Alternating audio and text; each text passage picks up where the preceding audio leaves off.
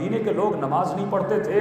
کیا مدینے کے لوگ روزہ نہیں رکھتے تھے؟ بھائی جب حسین خود کہہ رہے ہیں کہ میں نے اپنے حج کو عمرے میں بدلا، اس کا مطلب حاجی بھی تھے، اس کا مطلب نمازی بھی تھے، اس کا مطلب زکات دینے والے بھی تھے، یعنی یہ دوسری لیول ہے۔ یعنی پہلی لیول کلمہ تجھے نبی نے پڑھانا سکھا دیا، دوسری لیول تجھے نماز پڑھانا بھی سکھا دی، تجھے فقہی مسائل کو پتہ چل گیا، تجھے یہ بھی پتا ہے غسل کیسے دیا جاتا ہے، کفن کیسے دیا جاتا ہے، تجھے یہ بھی پتا ہے کہ نماز آیات کا مطلب کیا ہوتا ہے، تجھے یہ بھی سکھا دیا کہ خمس کیا ہوتا ہے، زکات کیا ہوتا ہے۔ اب تو یہ سب دے رہا ہے، اب لیکن تجھے ایک اعلیٰ قدم اٹھانا ہے۔ وہ کون سا قدم ہے؟ جب تو معاشرے میں کسی برائی کو دیکھتا ہے، کسی بدکاری کو دیکھتا ہے، کسی گناہ کو دیکھتا ہے، تو اس کا مقابلہ کیوں نہیں کرتا؟ جوان کہتا ہے مولانا میں کیسے مقابلہ کروں؟ ارے جیسے شیطان گمراہی کو پھیلا رہا ہے تو اسی طرح اچھائی کا پیغام پھیلا۔ جس طرح وہ نیٹ کو یوز کرتا ہے، جس طرح وہ فیس بک کو یوز کرتا ہے، جس طرح وہ گندی چیزیں اپلوڈ کرتا ہے تو اچھی چیزوں کو اپلوڈ کر، جس طرح وہ گندے پیغام کو پھیلاتا ہے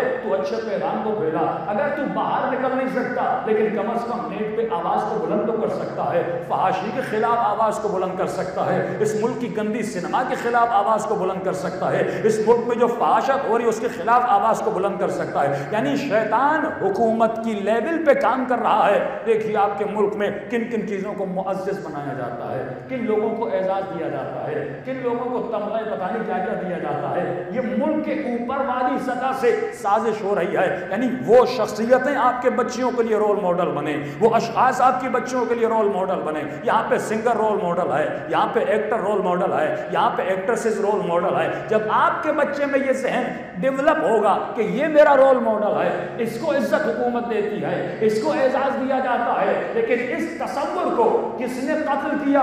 حسین ابن علی نے قتل کیا۔ دنیا کے بچے گمراہ ہو رہے ہیں لیکن آپ کے بچے جب فرش عزا پہ آتے ہیں تو اس بچی کو پتا چلتا ہے اگر اعزاز ہے تو زینب کو اعزاز ہے، اگر اعزاز ہے تو اکبر کی جوانی کو اعزاز ہے۔ یعنی امام حسین جنگ لڑ رہے ہیں اس فکر سے جو فکر شیطانی ہے، جو حکومتوں میں پھیلی ہوئی ہے، جو حکمرانوں میں پھیلی ہوئی ہے، جو اس ملک کی عوام میں پھیلی ہوئی ہے۔ یعنی وہ بے حسی جو اجتماعی بے حسی ہے، وہ بے حسی جو معاشرتی بے حسی ہے، اس بے حسی کو قتل کرنے کے لیے امام حسین نے مدینے سے سفر کیا تھا۔ یہ سفر اجتماعی برائی کو ختم کرنے کے لیے تھا۔ کہ اے مسلمان تو گھر میں نماز پڑھ رہا ہے، اے مسلمان تو گھر میں روزہ رکھ رہا ہے، اے مسلمان تو گھر میں اللہ کی طاعت تو کر رہا ہے۔ اسی کو تو مغرب کی دنیا ویسٹرن آئیڈیالوجی بڑھانا چاہتی ہے۔ چائنا میں بدھزم کو بڑھایا، انڈیا میں بدھزم کو بڑھایا، اور آپ کے پاکستان میں صوفیزم کو بڑھایا۔ صوفیزم کا تصور یہی ہے کہ گھر میں بیٹھ جاؤ اور اللہ اللہ اور اللہ کرو، تیرا کیا جائے حکومت کیا کر رہی ہے، تیرا کیا جائے کوئی بھوک میں مر رہا ہے، تیرا کیا جائے کوئی کیا کر رہا ہے۔ امام علی ایک جگہ سے گزرے، مسجد میں دیکھا جن کو کہا جاتا تھا عباد الصالحین، یعنی اللہ کے صالح بندے۔ امام نے کہا یہ کون ہیں جو مسجدوں میں بیٹھے ہوئے ہیں اور ان کو عباد الصالح کیوں کہا جاتا ہے؟ کہ مولا کہ دن رات عبادت کرتے ہیں۔ ماشاءاللہ، اچھا کھانے کا بندوبست، پینے کا بندوبست، کھانا کہاں سے آتا ہے؟ جب صبح سے شام مثلا مسجد میں بیٹھا ہے، اپنی زندگی کو نظم نہیں دے رہا، اس نے 24 گھنٹے دیے تاکہ تو حصوں کو بدل۔ آیت اللہ مظاہری فرماتے ہیں 8 گھنٹے اپنے معاش کے لیے، 8 گھنٹے اپنے جسم کے لیے، 8 گھنٹے عبادت خدا کے لیے وقف کر۔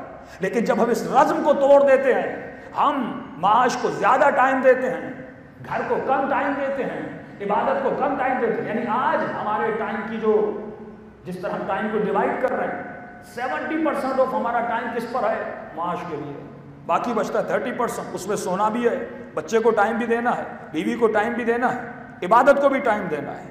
یہ جب نظم بگڑ جاتا ہے تبھی امام فرماتے ہیں میرے لال حسن پہلی وصیت، انسان مرنے سے پہلے جو جملے ادا کرتا ہے وہ جملے بہت اہمیت کے حامل ہوتے ہیں۔ فرمایا اتقوا اللہ، اے حسن ابن علی، اے میرے لال، میں تجھے تقوی خدا کے لیے رغبت کے لیے بولتا ہوں، وَنَظْمِ الْأُمُورِ، اور اپنی زندگی کو نظم دے۔ جب تک یہ نظم نہیں ہوگا تمہاری زندگی میں تب تک تو انسان کامل بننے کی صلاحیت پیدا کر ہی نہیں سکتا۔ جب معاشرہ ایسا بن جائے، کیوں جب معاشرے کے معیار بدل جاتے ہیں، جب انسان کی فکر بدل جاتی ہے.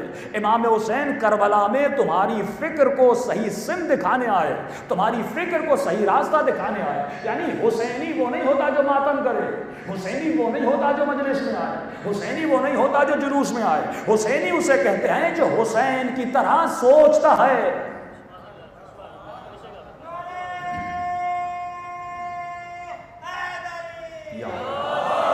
جب تو آقا حسین کی طرح سوچے گا تب تمہارا قدم, دیکھیے میری پوری باڈی جو ہے اس پر کون حاکم ہے؟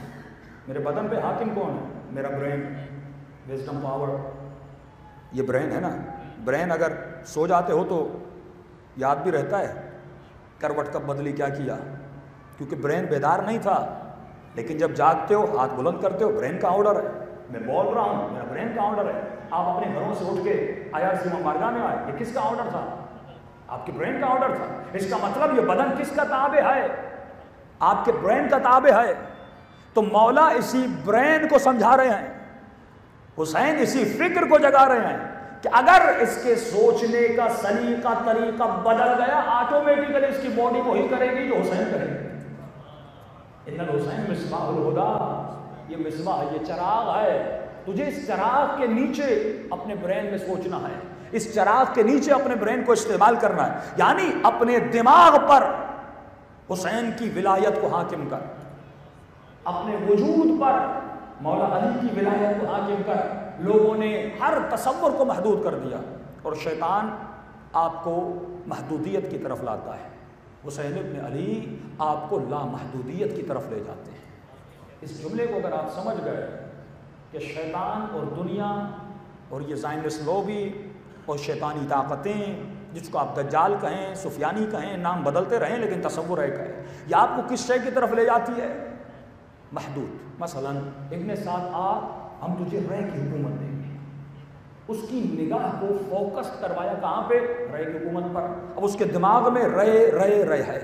اب حسین اس کو یاد نہیں آ رہا, اب اس کو یہ نظر نہیں آ رہا کہ بچے قتل ہو رہے ہیں, اب اسے یہ نظر نہیں آ رہا کہ خیمے جل رہے ہیں. شمر آ, تجھے پیسے دیں گے. قاضی شرح آ, تجھے سکوں اور درہم دینار دے دیں گے. اس کی نگاہ جو ہے محدود ہے. لیکن آؤ کربلا میں امام کیا فرماتے ہیں؟ فرماتے ہاں دنیا میں دنیا کی لذتیں بھی اللہ نے حلال کی ہیں, لیکن اے مومن اس لذت پہ نگاہ کو فوکسڈ مت رکھنا, کیونکہ اس لذت سے بڑی بھی ایک لذت آئے جسے آخرت کہتے ہیں. ہاں دنیا حسین ہے, میں نے بنائی ہے, درخت حسین ہے, میں نے اس کو مزین کیا, تمہارے لیے زینت میں بدلا, اس میں حسین چیزیں آئیں, یہ کافی اٹریکٹیو ہے. لیکن اے میرے بندے یہاں پر محدود نہ ہو جانا, میں نے ایک اور اٹریکٹیو کائنات بنائی ہے, میں نے ایک اور اٹریکٹیو ہستی بنائی ہے. یہاں میں تجھے صرف چکھاتا ہوں تاکہ تجھے پتا چلے لذت کیا ہوتی ہے, لیکن یہاں کی لذت کو میں نے محدود کیا, یہاں کی زندگی کو محدود کیا, یہاں کے مال کو محدود کیا, یہاں کی نیند کو محدود کیا, یہاں کی خواب کو محدود کیا, یہاں کی کمائی کو محدود کیا, یہاں کی زندگی اور عمر کو محدود کیا. لیکن ایک اور زندگی ہے, جب تو اس کو چکھے گا اور تجھے پتا چلے گا اس کی محدودیت میں کتنا مزہ ہے, تو تصور کر جب یہ لامحدود ہو جائے گی تو کتنا مزہ ہوگا.